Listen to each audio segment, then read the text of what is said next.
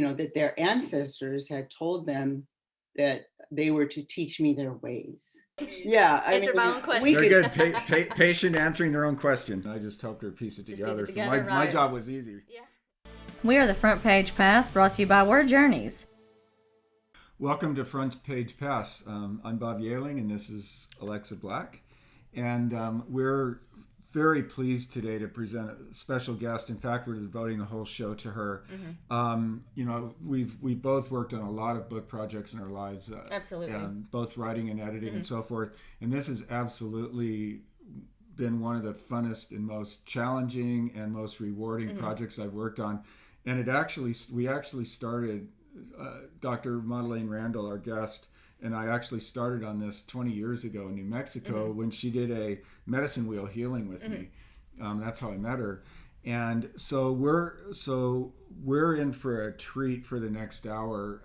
Dr. Randall is a medical visionary and futurist, and she's and so some of the things that are kind of the new thing today. She was doing and introducing to the world 40 years ago. Absolutely. I mean, she was really just ahead of her curve, ahead of the curve in terms of just where she was at. Yeah, and somehow or another, she's put all of this together into a book called Soul Doctoring, which right now is being shopped to publishers, and it will be published next year. And on top of that, Dr. Randall hosts a wonderful Instagram TV show that airs every Friday night, 9 p.m. Eastern, 6 p.m. Pacific time, and a podcast called Soul Stories, which she'll explain later when we talk with her.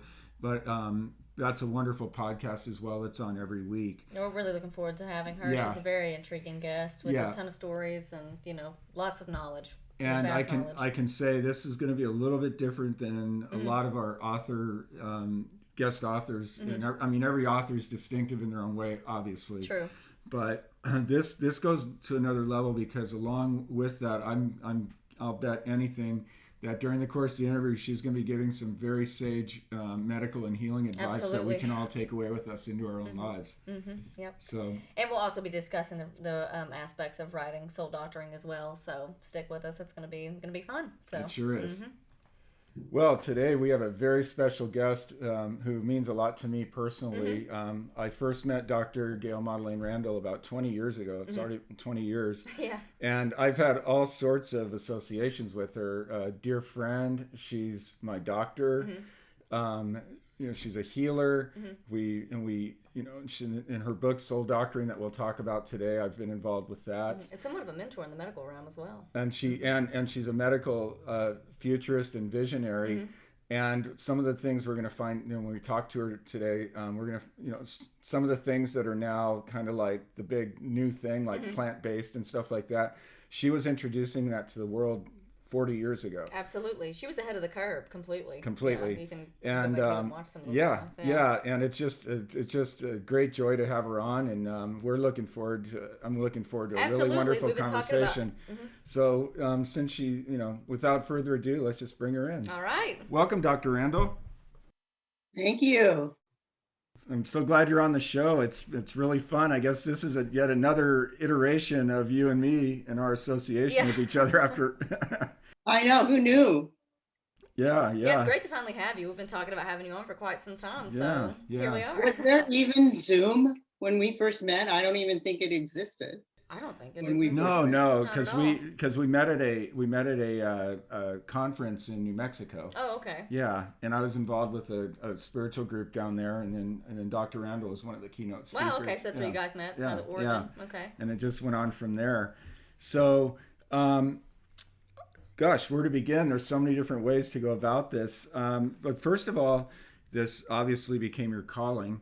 And so then you went on to, after regular education, went on to medical school, but you had a really interesting, for medical school, you worked in a very interesting place, the Sioux Reservation. Could you tell us a little bit about that and then the profound experiences you had with the medicine? Yeah, I did. I was very fortunate to be given the opportunity to go to the reservation to do part of my clerkship. They called them clerkships or training. But honestly, Bob, it started way before that. When I was a little kid, I remember running out the back door and running over to the cornfields and lying between the rows and to watch the cornfields sway and wait for what turned out to be the corn maiden, or this beautiful, sparkly woman with golden hair, the color of the flax of the corn, and come to me and tell me everything's going to be all right. And she was dressed in regalia and things like that. And so, some people could call that dissociation or something, but it was real to me. And I believe it was real. And I believe that she was coming to me to, between worlds, to let me know that it was okay and I could continue, because I had Like a a little bit of a tangible rough spiritual childhood. mhm. Yeah, that was like a tangible spiritual experience for you, I guess. It really Yeah. influenced you throughout. So, when I got to the reservation, and later when I trained with Joseph Royale, he told me, "Oh, that was the corn maiden," like Wow. very nonchalantly. I go, "Oh, of course." That's why, yeah. And I guess I don't look unlike her, so who knows, right?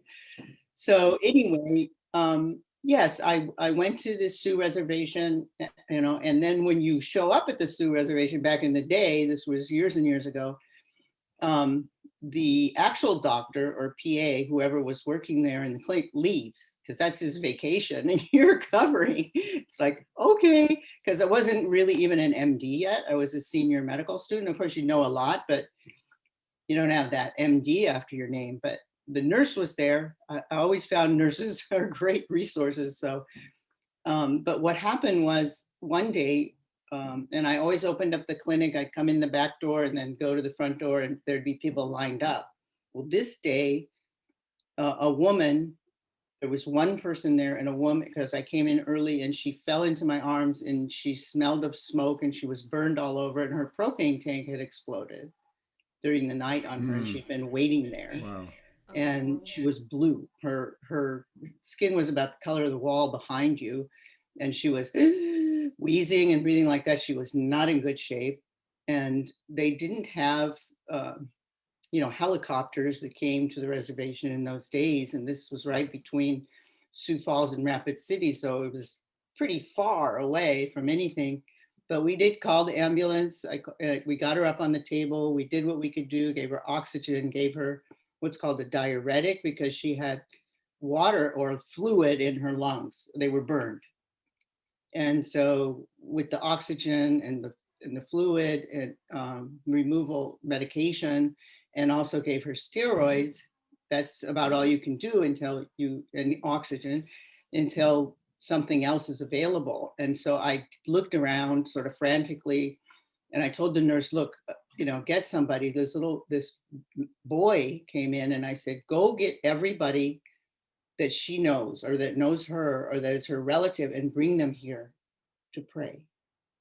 And so they did. They came, and we encircled her cot where she was, and we prayed and chanted, and pretty soon we hear the ambulance, and she'd already turned pink and was getting better by that time. So That's amazing. prayer is amazing, and prayer still heals, and I still pray for my patients both before I go in and every day.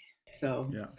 All And I right. feel like there's a fine line, between a fine balance you can strike really between this, scientific and the spiritual realm that a lot of doctors don't exactly touch on like you do exactly. So, I feel like that's of great importance. Really. My experience with Dr. Randall has been that it's integrated and merged Exactly. with her. Right. Where, as you're right about, there's a lot in the medical profession. Yeah. So what happened after that was the same boy came back to me that I had sent out to get her relatives and said, the medicine man wants to see you at his house at sundown. And I thought, oh, I'm in trouble.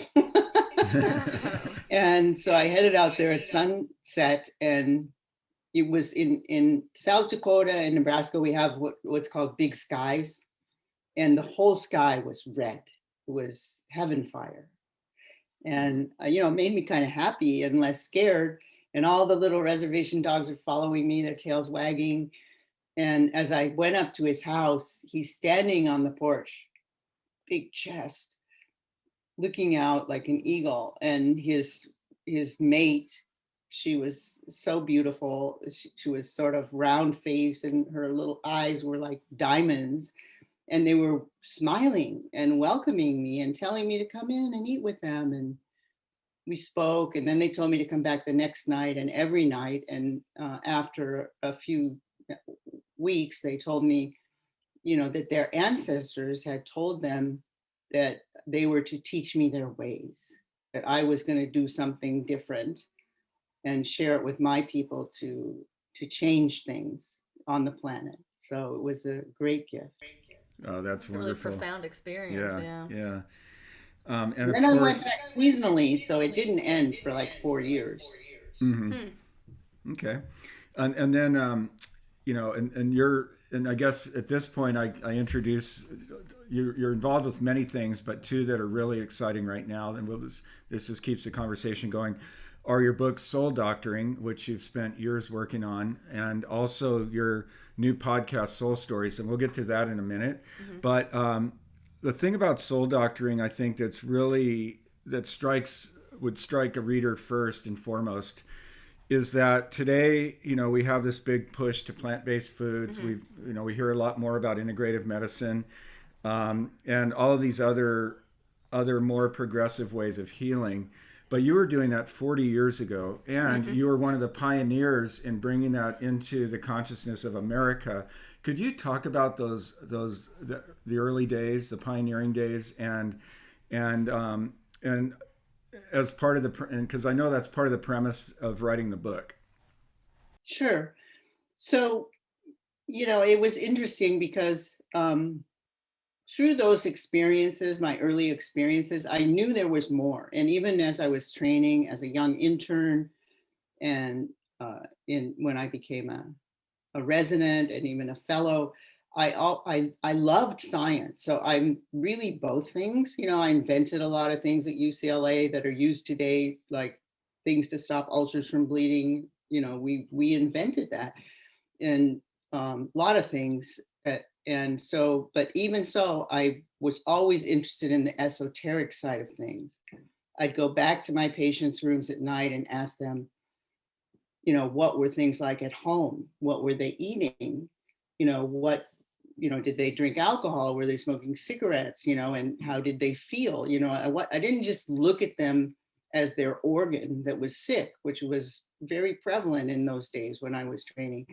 I knew there was more. And even so, as much as I loved science and still do, I knew there was more. And then we should add those other things, those other disciplines, because I had my basis with Native American medicine. I became interested in other modalities.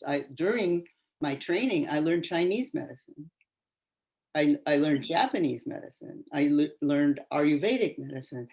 And so we did the first studies. They were landmark studies with Emran Meyer at UCLA, where we added one of those medicines to our medicine on people that had sort of reached a dead end. So that was a game changer. Nobody was doing things like that then. So that was, like I said, a landmark study.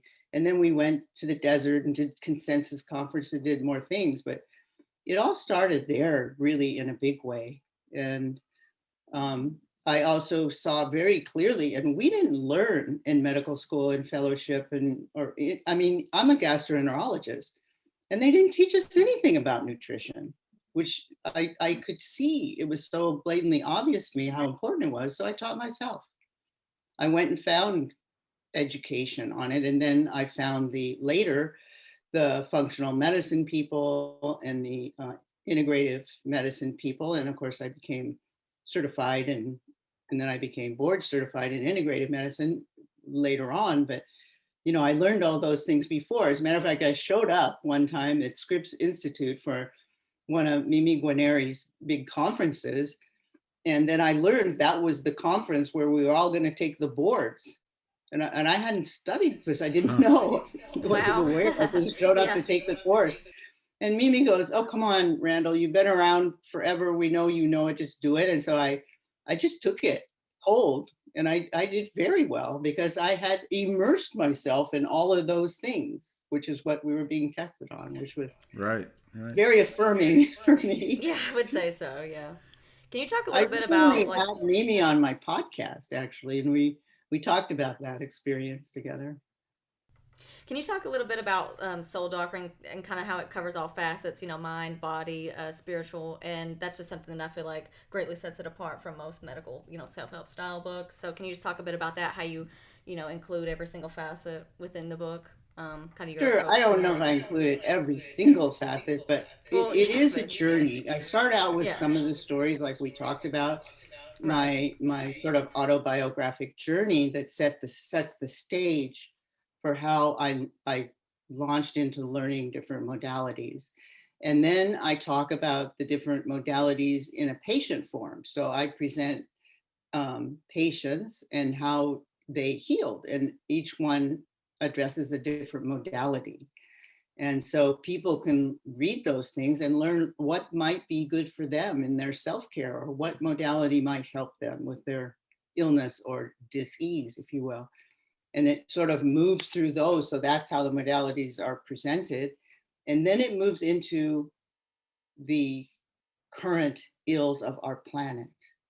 So it goes from personal, because once you do your self-care, I always say personal and planetary health go hand in hand, because once you do your personal health and you get into this integration, you get into the idea of connection, it's just natural to turn and look to our planet and see. If you look at the planet and you because you turn from inward to outward, and you see where she's suffering, she tells you exactly what she needs. She tells you exactly, and what she needs is what we should be doing.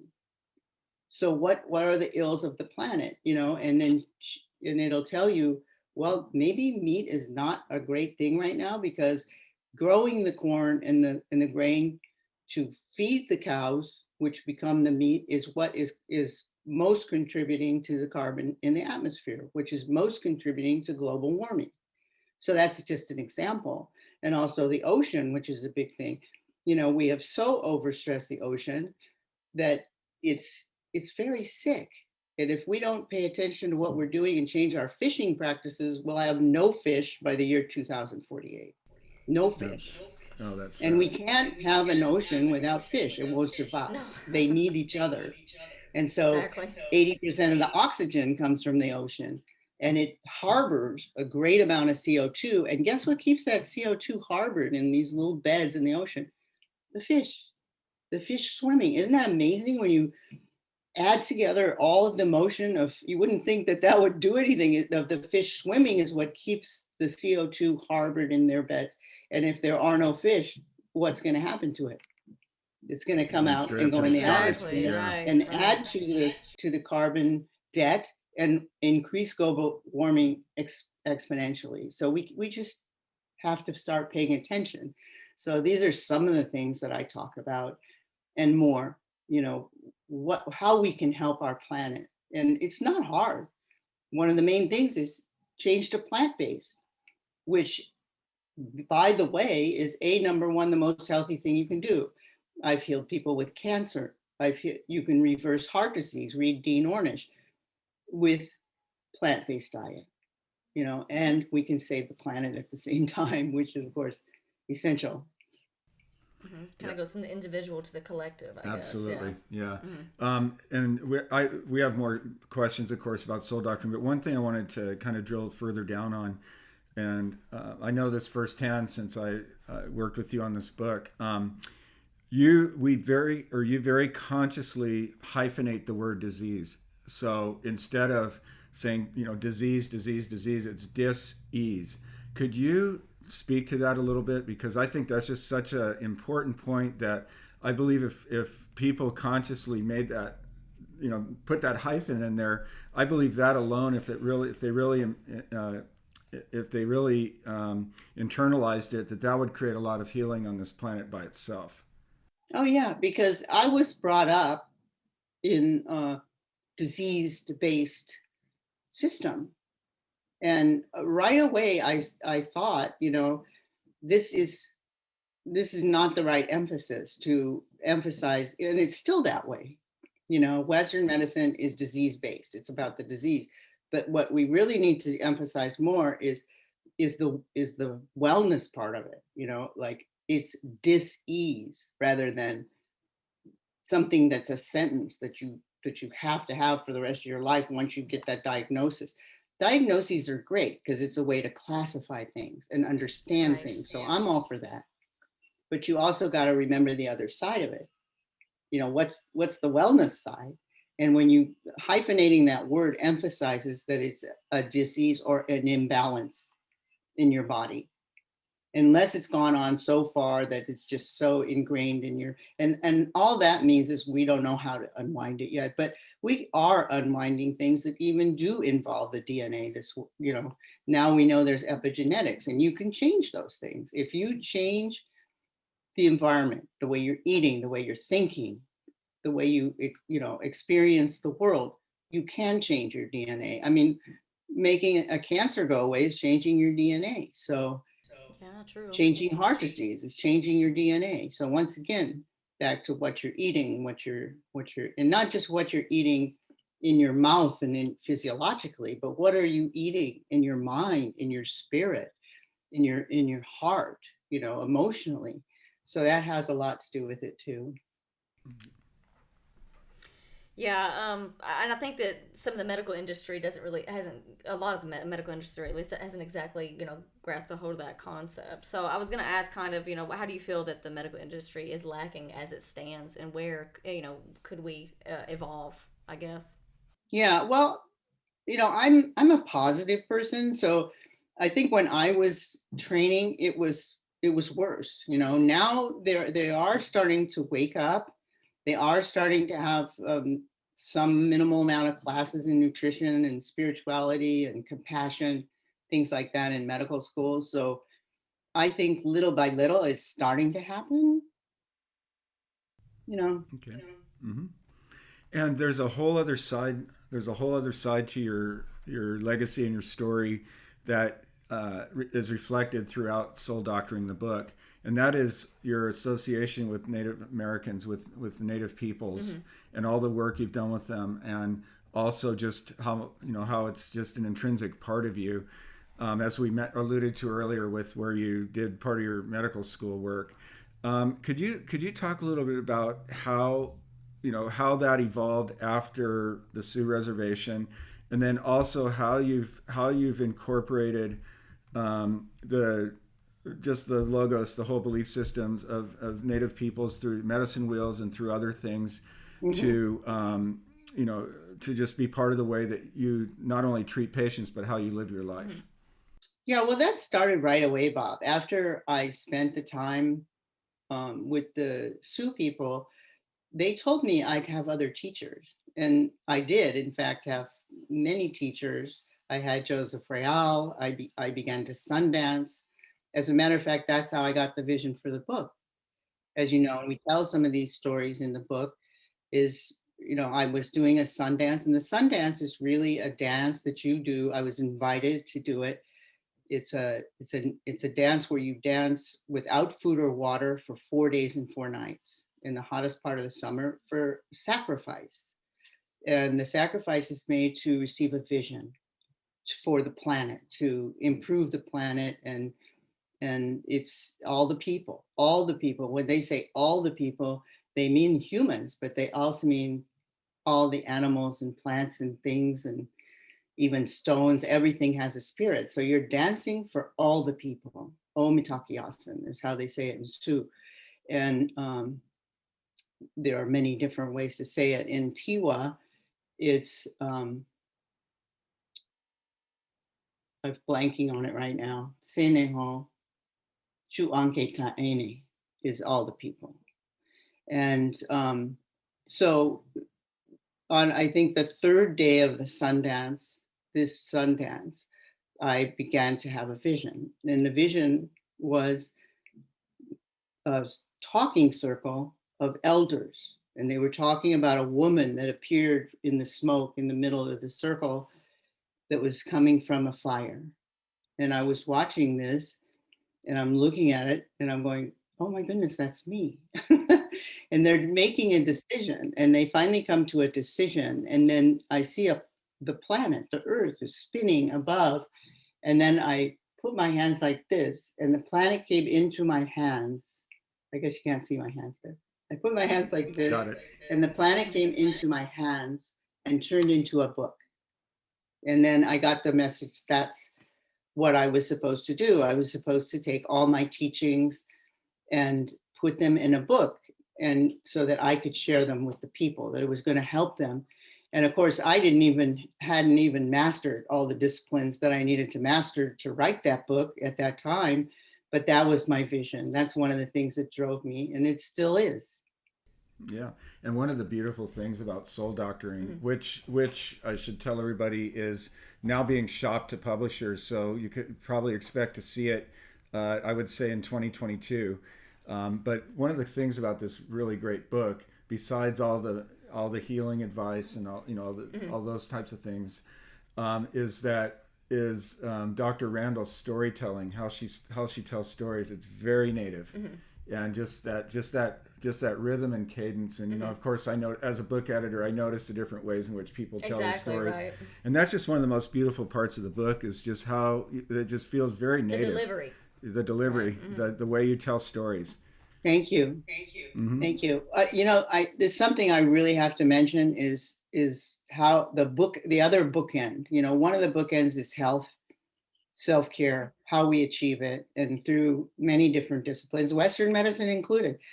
But the other bookend is about healing us and the planet by becoming one. I call it one mind, but coming together as a collective, because we know that if we can change our minds and point our arrow in the sacred direction, pretty much the same sacred direction as each other, that it changes the energy of the planet. It's been measured by satellites, it's been measured in the individual, but and now Deepak Chopra and Mimi Guarneri from Scripps Institute are going to be doing sort of these collective broadcasts just about that.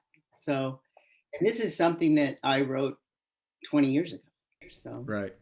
Well, and that's what we've kind of a sub theme of this whole conversation is just the fact a lot of the things that are coming into the public consciousness right now are things that you were doing many years ago, which is part of being a visionary and a futurist.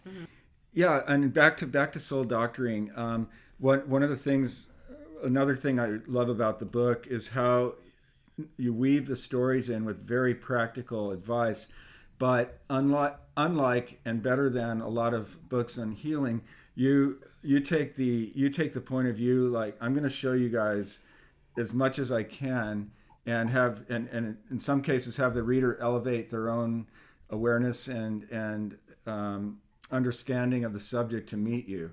Now, a lot of people will kind of simplify it to just a really simple place, but you actually challenge us to learn more about ourselves and about the healing process in the experience of reading your book.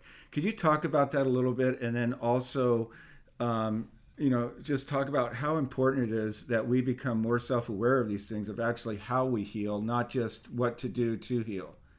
Right. So it's not a recipe book. So it's not, okay, if you have this, then do that. It's right. I really want to take the reader or people by the hand and bring them with me to experience, the healing process. And it's, of course, we are talking about different modalities in certain situations, like to different people, but in every instance, it's an experience, because we do it together. So I try to show the person who's reading the book through feeling it, feeling what happened there, feeling what I felt, feeling what that person felt, that they can come along on that journey. So by the time we reach the end of the book, we're ready to move into that one mind together. Yeah. Exactly. I wanted to ask a little bit about the technical aspects of just writing soul doctoring. Could you guys kind of talk about what it was, that whole process was like to begin with? Like, how did you catalog everything and categorize things? I mean, was it kind of just more free flowing, or were things planned out in advance as far as chapters and everything are concerned. Well, So my job was this easy. book has been a long time in the making. So. Yeah, well, Dr. Randall wrote everything, and I just helped her piece it together. Piece it together, so my right. job was easy. Yeah. She had, Yeah, for me, it pretty much flowed out of me. Like so, Okay. it isn't something that I that I outlined and said, oh, because it's not a scientific book. You know, there is science in it. Of course, there's a lot of science in there, but it's because it was appropriate to the situation. It was more the journey that I saw, you know, was and the the science bigger drove the picture. story. Yeah. Right. Yeah, and in structuring Makes the book, total that sense. actually was both one of the joys and one of the challenges from my end, because unlike, this isn't a linear book whatsoever. Exactly. It's not chapter one, it's just not. I was going to bring that up, yeah. It's just not one of those things where you just go from one place to another, because it's all integrated.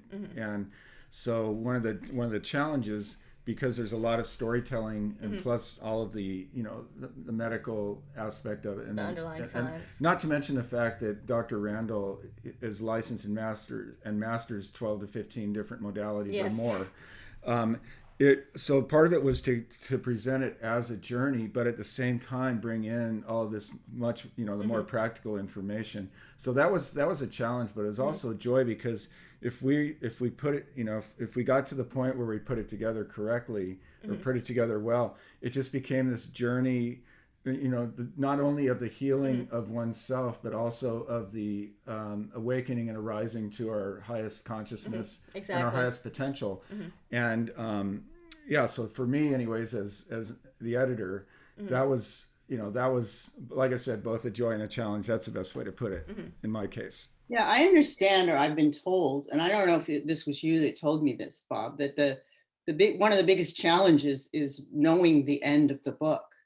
But when I started the book, I knew the end. So, which is crucial. Yeah, even when I received the first vision, I knew the end.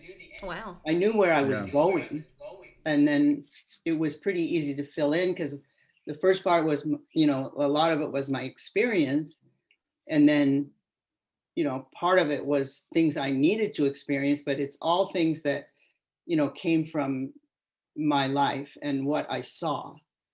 And I knew the ultimate thing was about the planet, but it was also about collective. And the only way we're going to accomplish it is if enough people, and it doesn't have to be everybody, but if enough people come into the same one mind, we don't have to go through bureaucracy. We don't have to go through all the hard, we just go right there. Things will change. Yeah. And I just wanted to ask you a couple other questions that I think our viewers and our listeners will find fascinating. And that's having an appointment with you when someone goes into your office, because when people go into the office, little do they know which modality you're going to pull from.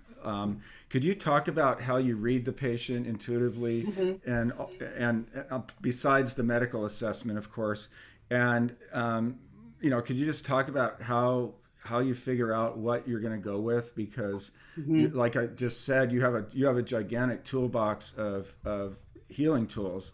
Yeah. And I'm just curious to know how you go about that from when. Well, now I would say after all of the experience that I have, and I'm still learning.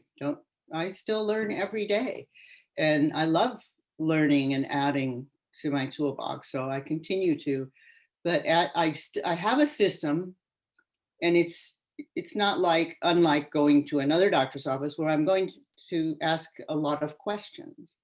I may ask questions that you don't normally hear. And what I hear a lot of times is not even in the words, but the spaces between the words, if you will, and the energy that I read from the patient. It's not, everybody even knows exactly what they want to say, but if you listen to the patient long enough, everybody comes with their own answer. And it will come to me in between the lines, and the things I see and the examination, it just comes to me. And then I know what they need. And it may be a combination of an herb, it may be a combination of an herb, maybe they do need a pill, maybe they need a medicine for a minute. And but always there's going to be something natural in there as well, because it helps them get away from that medicine or other medicines. Maybe they come in to get off medicine, but it may be a physical exercise. I may give them a meditation or a breathing. I may teach them how to breathe. So it's a combination of things. I may say, you really need to wear the color blue around your neck, or, maybe they need to communicate better. Maybe their thyroid is not, I see these things as the process unfolds with each patient. It's very individualized, but it's very clear to me. Yeah. And so and along those lines as well, I wanted to ask if you give some practical advice for our readers and listeners again, and that is dietary changes. You've been a proponent of plant-based diet for a long time, and but that's it's a really tall ask to ask somebody who's been eating one way their whole life to just suddenly push that away and go to this other thing.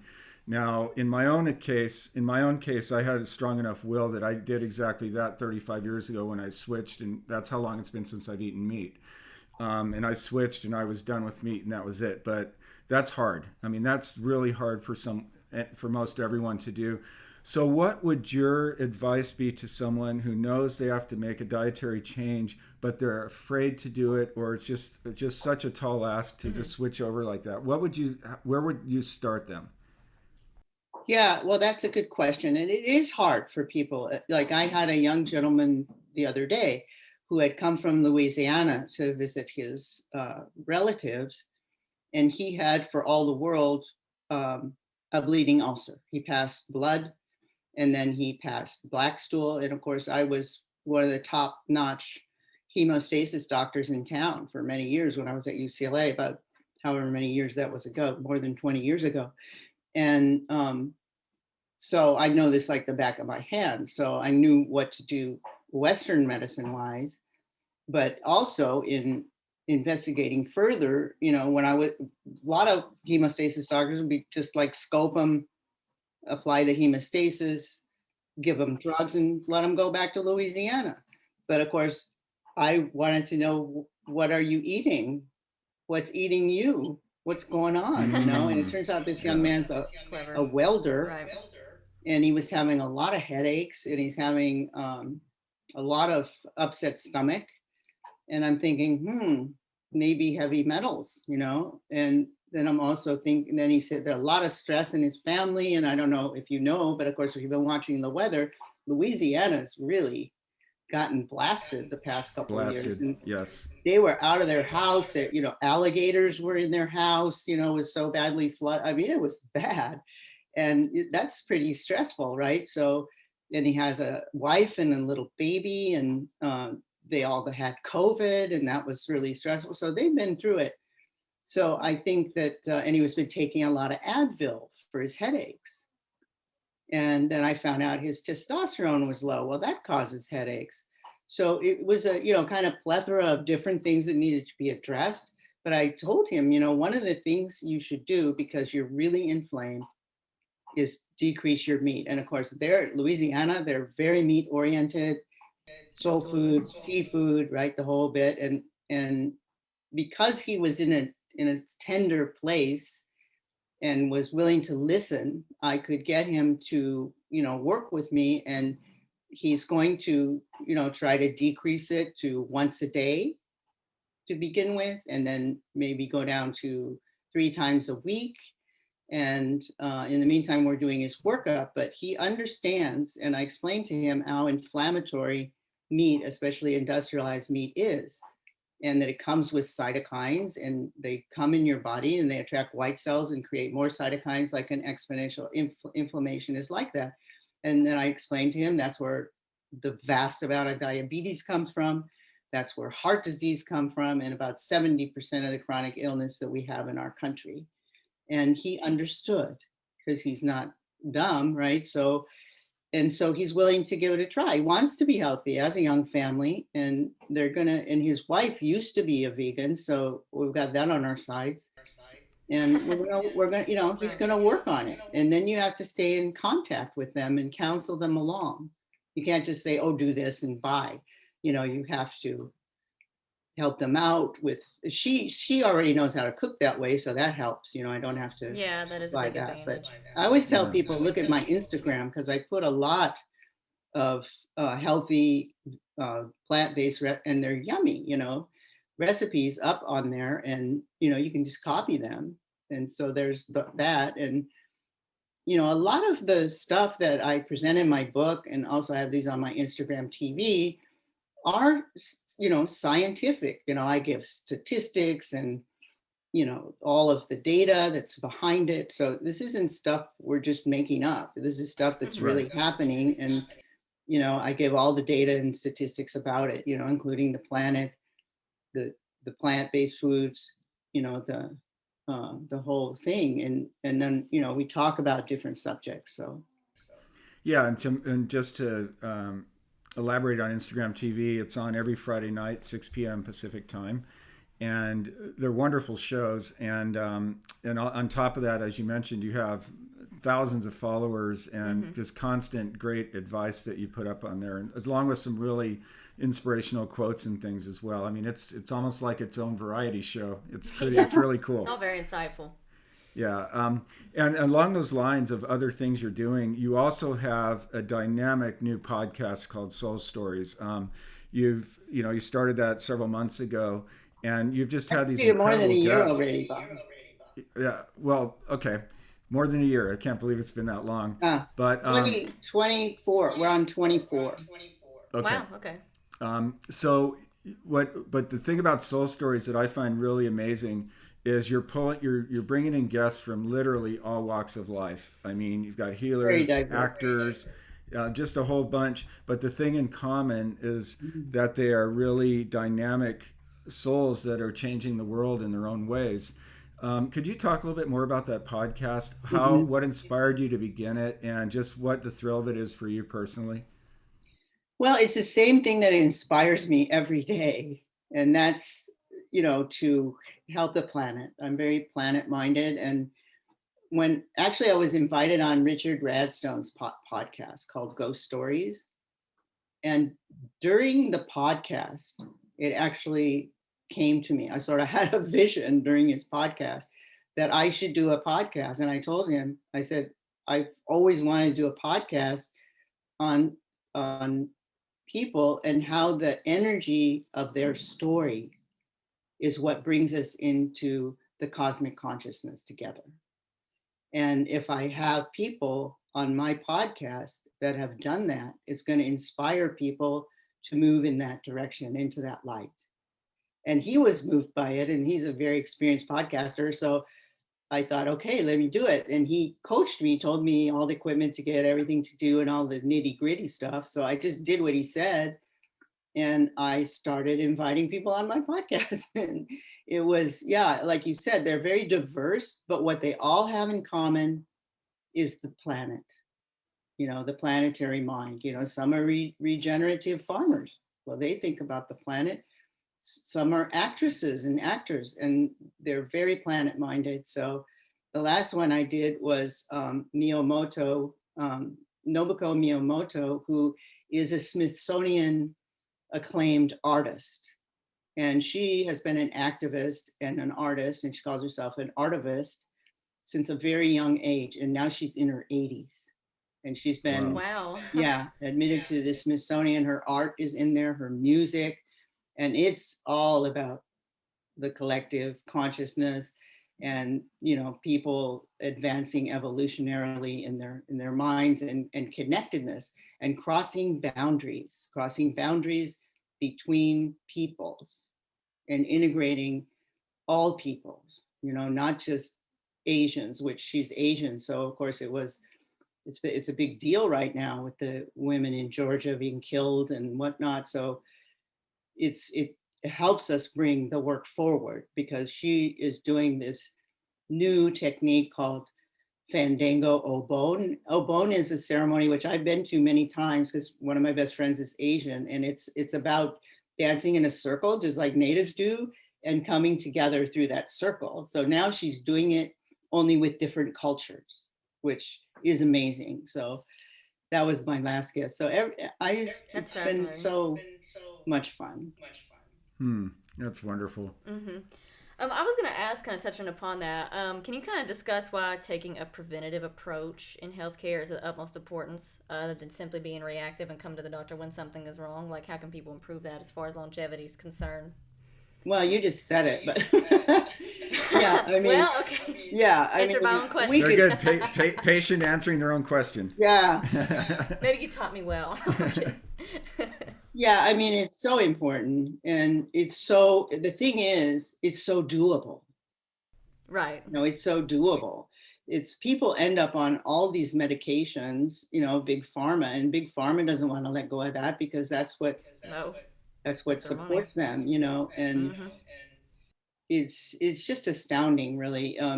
You know, I saw this T-shirt once, and it says, "I take this medication," and then underneath it was, "I take this medication for the side effects of that medication," and it's like kept No going kidding. down, down, down, down. You know, it Right. doesn't stop, and they end up with 12 medications, and they're all doing something not so good at the same time as forcing the body to do what they're trying to do. Lipitor, for example, and a lot of people are on Lipitor. I'm sure it's probably one of the most prescribed medications, causes diabetes. And a lot of people don't know that. And you can lower cholesterol with lifestyle, with changing to plant-based, for instance, and exercise and decreasing your stress. So and I work with this all the time with people and get there. And there are herbs that can help cholesterol as well, which I'm very familiar with. So, this is the holistic, upstream kind of medicine we want to get to, as opposed to treating it downstream with a pill and ending Exactly. up with a side effect for each medication. Taking the Yeah. completely Not synthetic that route. medications I aren't get it. good. Don't get me wrong. I'm not against Right. life-saving medications or Western medicine by any means. I'm just saying, there is another way that we can get away from having to take so much of them. Yeah, and I know because you're a medical herbalist as well as prescribing pharmaceuticals, and I know I like one thing that speaks to me about one of the problems in this society with pharmaceutical companies is the reason why they named Adderall. And I read this when I was writing my book Beyond ADHD several years ago. But Shire, when they created this drug, they were trying to figure out a name for it, and they named it Adderall. And it breaks down to ADD for all. The point being, they're going to prescribe everyone. And this was right after the Ritalin craze. So sounds about that's right. Yeah, and that's really a hard box to break out of for so many people. Not knowing just how much of a concerted effort big pharma is making to keep us on these things. Right. And actually, big pharma creates most of the medicine big pharma creates is for the animals that are being raised by the meat industry. So they're very much keen on keeping the meat industry the way it is, because they don't want to give that up. Most of the drugs they make go for cattle and pigs and whatnot. Isn't that amazing? Yeah. Yeah, and you would never think of it being that intertwined, honestly. Most So people we get to wouldn't eat know, those so too you if really we need to. eat, right? Exactly. So, I'm not against meat either. So, if you're going to eat meat, at the very least, eat grass-fed, Exactly. pasture-raised, happy cows, or even better, regeneratively farmed, because that pulls down carbon and gives back to the earth. So Right. that's the Couldn't way agree to more. go. It may be more Yeah. expensive, but then we really shouldn't be eating it that often anyway. So Exactly. Well said. Yeah, well, it's hard to believe, but we've already run out of It time. doesn't seem like I it know, at we all. just started. I mean, this could go on for hours and hours and hours. However, anyways, thank you so much for being our guest. And I just want to remind everyone that Soul Doctorings, Yes. the book by Dr. Gayle Randall, that will be out next year. It's currently being shopped with publishers. You have your Instagram TV that's on every Friday night at 9 o'clock Eastern, 6 o'clock Pacific time, and also the fabulous Soul Stories podcast. Anything else you'd like to add? yes, be kind, be compassionate, and think about that one mind.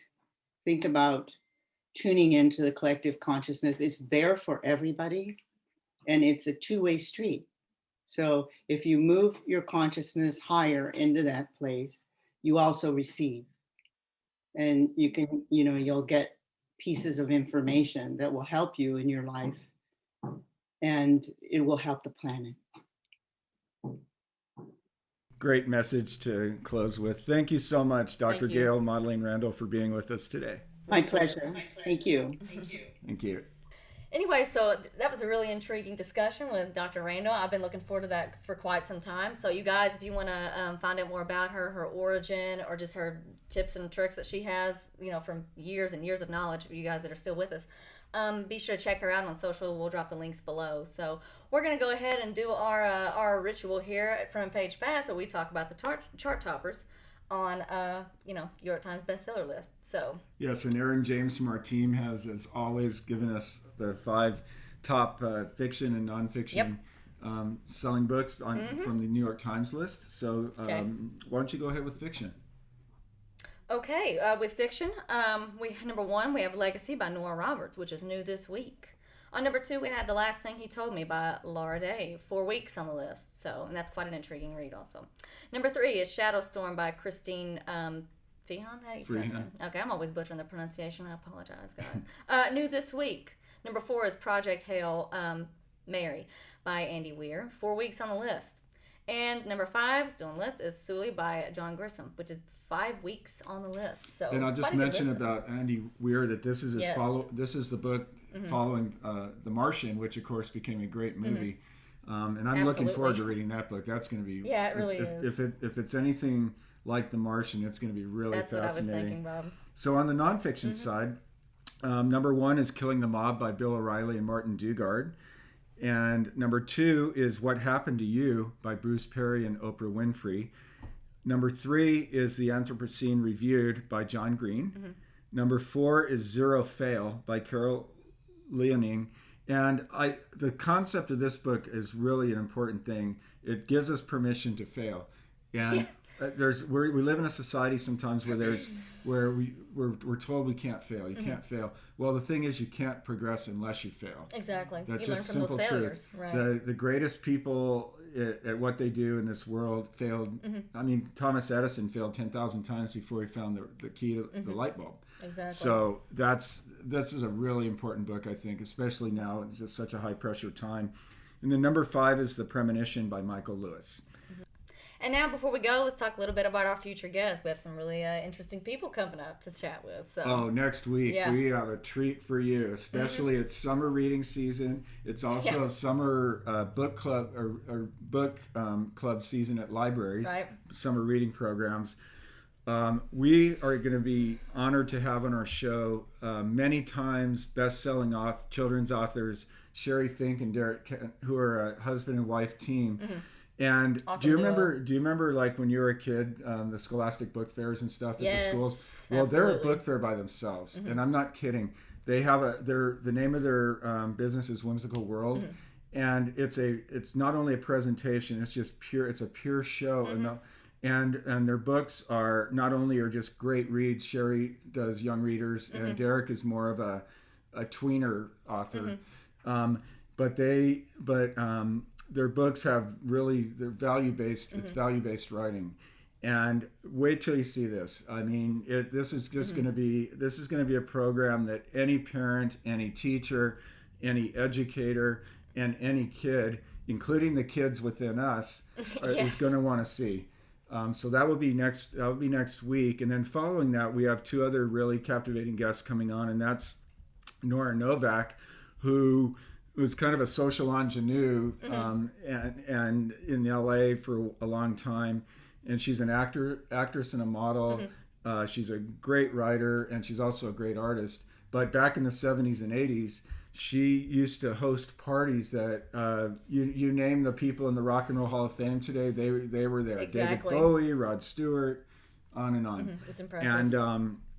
And anyway, so Nora wrote a book called Los Feliz Confidential that's now being looked at for possible film treatment, her memoir. Exactly. And she's going to have many great stories to tell us. And then the other person that is going to be a future guest is Barbara McNally, who I had the pleasure of meeting about 10 years ago when I edited her first memoir.